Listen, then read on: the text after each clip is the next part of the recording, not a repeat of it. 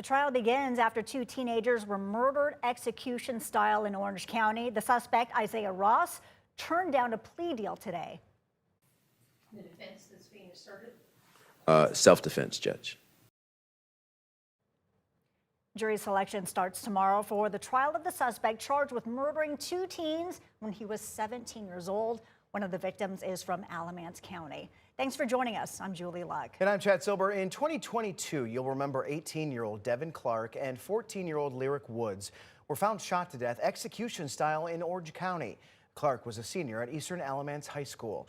A group riding ATVs in a field found their bodies. It took weeks to find the suspect, Isaiah Ross, because investigators say he took off to Delaware.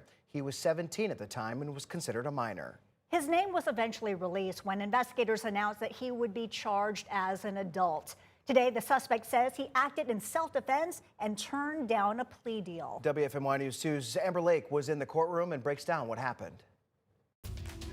Isaiah Ross wants his case decided in court, pleading self-defense. Family members of both Lyric Woods and Devin Clark sat in the courtroom today. On the other side of the aisle, Ross's mother. Ross faces 2 counts of first-degree murder, charges that carry mandatory life sentences without the possibility of parole if a jury convicts him.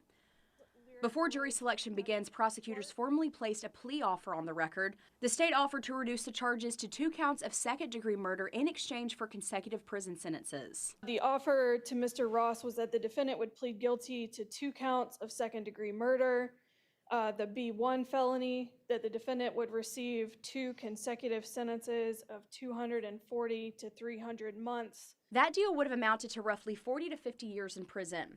Prosecutors told the court they discussed possible reductions during informal negotiations, but never extended an official counteroffer. The judge then carefully walked Ross through the consequences of rejecting the plea, explaining the difference between first and second-degree murder charges, consecutive versus concurrent sentences, and the fact that the state is not required to offer a deal at all. After confirming multiple times that Ross understood his options and had enough time to speak with his attorney, the judge asked for his decision. Ross declined the offer and chose to move forward with a jury trial. With the plea deal now withdrawn, the judge ruled the case will move forward on 2 joint counts of first-degree murder. The defense confirmed it'll argue self-defense at trial this week. The judge also addressed courtroom logistics ahead of the jury selection, including the need to keep them separated from family members during proceedings. Jury selection is scheduled to begin Tuesday. Testimony is expected to follow later this week.